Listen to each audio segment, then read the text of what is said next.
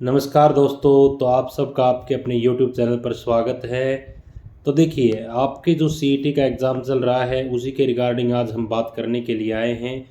तो पहली चीज़, तो कुछ बच्चों के डाउट हैं कि सर एग्ज़ाम देने के लिए जाएं तो उस टाइम पर हमें क्या क्या साथ लेकर के जाने की ज़रूरत पड़ेगी।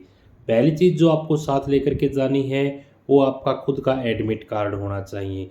एडमिट कार्ड में भी डाउट रहती कि सर कौन कौन से पेज लेकर के जाने हैं।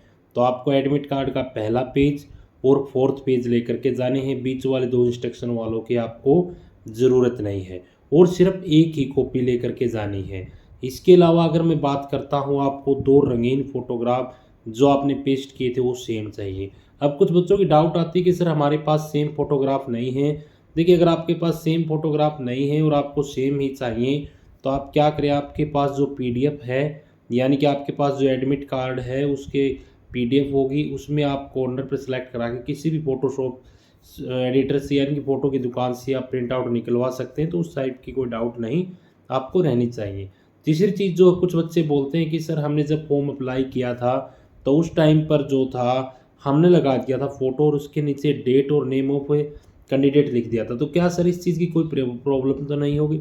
देखिए, अगर आपने उस टाइम पर डेट लिखी थी और नेम ऑफ कैंडिडेट लिखा था और अभी आपके पास जो फ़ोटो, क्योंकि उस टाइम पर ज़्यादातर बच्चों ने क्या किया था, कंप्यूटर से एडिट करके लिखा था। तो अगर उस टाइम पर आपने लिखी थी ये चीज़ें, अब आपके पास वो फ़ोटो नहीं है तो कोई बड़ा इश्यू नहीं है।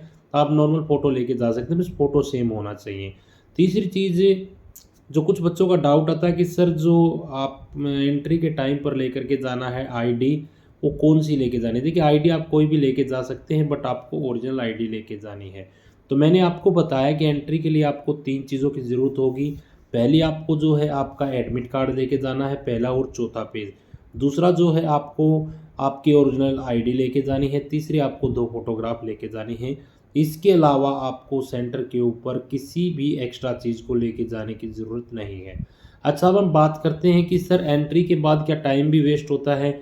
देखिए, जैसे आपकी एंट्री हो जाती है तो बैग वगैरह रखने के लिए जगह हो जाती है, बाहर 20-30 रुपए लेके रख लेते हैं, वैसे कोई बड़ा इश्यू नहीं है, वरना अंदर भी जगह मिल जाती है। फिर आपके साथ कोई रिलेटिव जाता है तो आप उनको बैग दे सकते हैं और आराम से अंदर जा सकते हैं।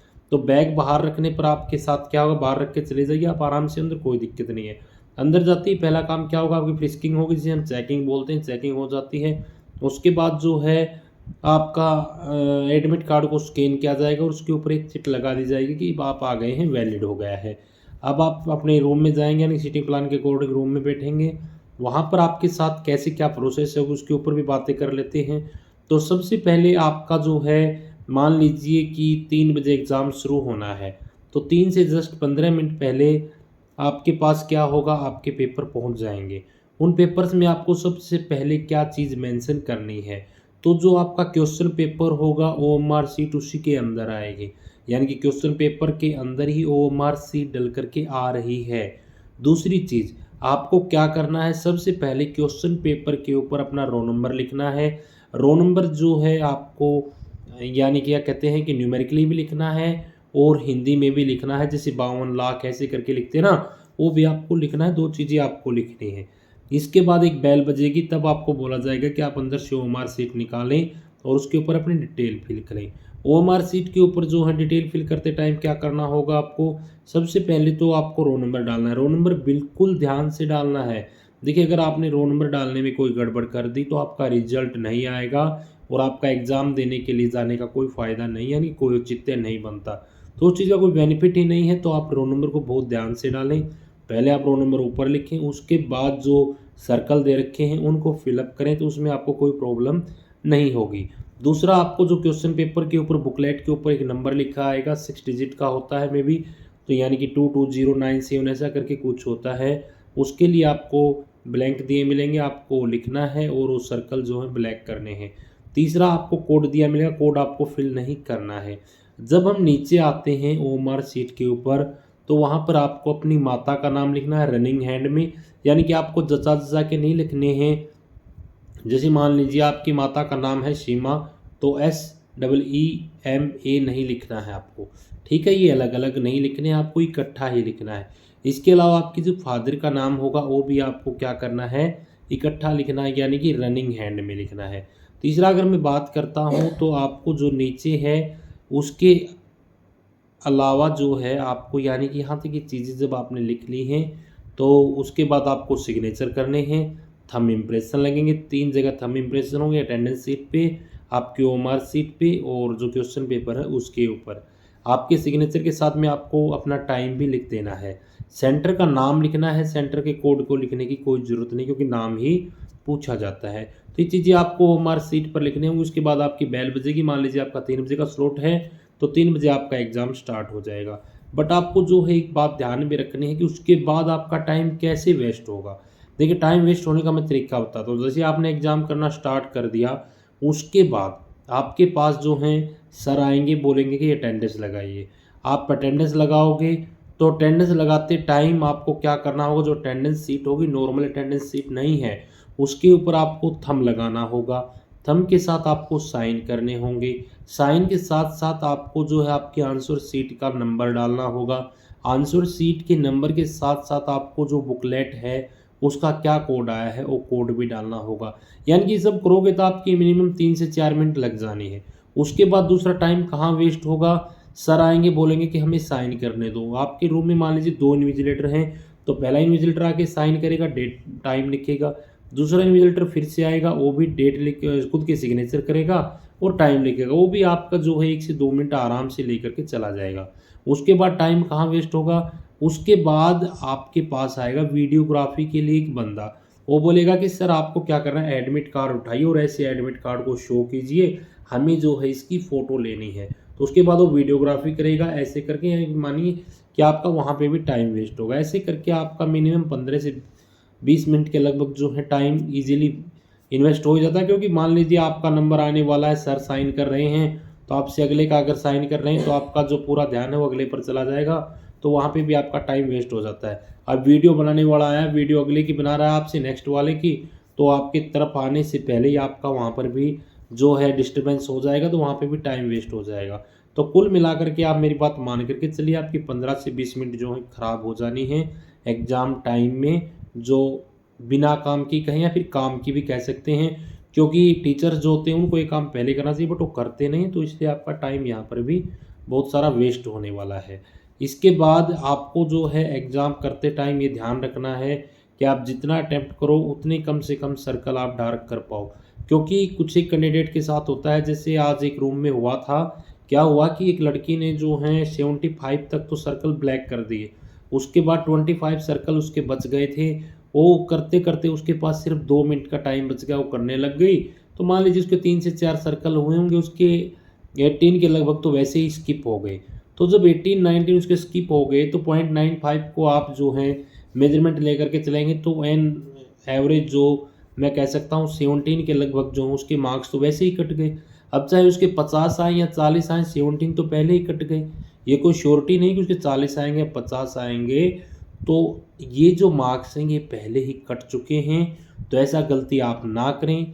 आप जितना करें उसके कम से कम सर्कल जो है फिलअप ज़रूर करें। तो ये ध्यान में रखना है आपको। अटेंडेंस की अगर मैं बात करता हूँ, अटेंडेंस कितनी रहेगी, अगर बात करता हूँ मैं 30 स्टूडेंट में से 6 एब्सेंट रहते हैं, यानी कि 25 जो है स्टूडेंट प्रेजेंट रहते हैं, तो 85 के लगभग जो है आपकी अटेंडेंस भी रहने वाली है। और अभी तक जो सुनने में आया है वो ये आया है कि ये जो एग्ज़ाम होगा आपका, ये क्वालिफाइंग बेस्ड होगा, तो आपको मिनिमम 50 लेकर के आने हैं। तो कोई भी स्टूडेंट जो है, जो आप ये मेरी वीडियो देख रहा हो, कोई भी सर्कल जो है ब्लैंक ना छोड़ के आए। दूसरी चीज़, अपने एडमिट कार्ड, फ़ोटो और ओरिजिनल आईडी ज़रूर लेकर के जाएँ। मास्क वगैरह की कोई कंडीशन नहीं है। ये चीज़ें जो हैं आपको करके जानी है। अब बात करते हैं कट ऑफ के ऊपर। तो देखिएगा, जो टीचर आपको यूट्यूब पर बोल रहे हैं कि इतनी कट ऑफ जाएगी, 70 जाएगी, 75 जाएगी, 80 जाएगी, एक्चुअली में क्या होता है कि यूट्यूब पर बोलना सब कुछ आसान होता है। जब बात आती है कि एग्ज़ाम में बैठने की, तो उस टाइम पर पता लगता है टीचर को कि 60 या 50 मार्क्स लेने भी कितने टफ होते हैं। तो उन चीज़ों पे आप ना जाएँ, उन चीज़ों को देख कर के डिस्ट्रैक्ट ना हों कि सर ने 80 कट ऑफ बोला है, 70 कट ऑफ बोला है। वो सभी यूट्यूबर हैं, यानी कि आप क्या कह सकते हैं, यूट्यूब ये पढ़ाने वाले हैं। उनको ना तो उनको कुछ एग्ज़ाम का एक्सपीरियंस है, ना कुछ और है। उन्होंने एक बुक उठाई है, ये मान लीजिए ज़्यादातर टीचर तो आपके हरियाणा जीके के मिलेंगे। उन्होंने क्या किया, कोई भी हरियाणा जीके की बुक उठाई है उसको रट बगाया है। कुछ क्वेश्चन उसमें से बेसिक है, 4 से 5 बारी पढ़ा ली बुक उनको याद हो गई है, वही पढ़ाते रहते हैं। उसके अलावा जो आता है एग्जाम में नया, उनको खुद को भी पता नहीं होता कि क्या आ रहा है। तो उन चीज़ों पे आप ना जाएं, उन्हें देख करके आप डिस्ट्रैक्ट ना हो, डिमोटिवेट ना हो, अपना मोरल जो है अप रखें। बोलते हैं कि इतना कट ऑफ जाएगा तो उससे आपको कोई लेना देना नहीं है, क्योंकि उनको खुद नहीं पता होता। जैसे फेसबुक के गुंडे होते हैं, उसी तरह से यूट्यूबिये जो हैं फेकर हैं। तो उनके ऊपर विश्वास ना करें, उन्हें खुद कोई एग्ज़ाम नहीं दिया है, ना ही उनमें कोई हिम्मत है कि वो एग्ज़ाम दें और वहाँ पर जो है आपको मार्क्स ला करके दिखाएं। ना कभी आपके साथ स्कोर कार्ड साझा करेंगे कि हमने इतने जो हैं मार्क्स लेकर के दिखाए हैं जीके में। तो आप जीके पर ज़्यादा ना फोकस करते हुए अपना मैथ पे, रीजनिंग पे और हिंदी और इंग्लिश पे फोकस करें, क्योंकि देखिएगा जीके का ऐसा ही होता है, जितना जिसको आता है वो आता है। अगर आप मैथ रीजनिंग को लेकर के चलेंगे तो आपको जितना आता है उतना अगर आप बना पाते हैं तो आपके मार्क्स जो हैं वो फिक्स हो जाएंगे। तो इन चीज़ों पर फोकस करते हुए कल आप अपना एग्ज़ाम दे के जाएँ। एग्ज़ाम देने के बाद अपना रिव्यू ज़रूर बताएँ। अगर आपकी कोई और सजेशन हो, कोई और क्यूरी है, तो आप कमेंट बॉक्स में कमेंट करके पूछ सकते हैं।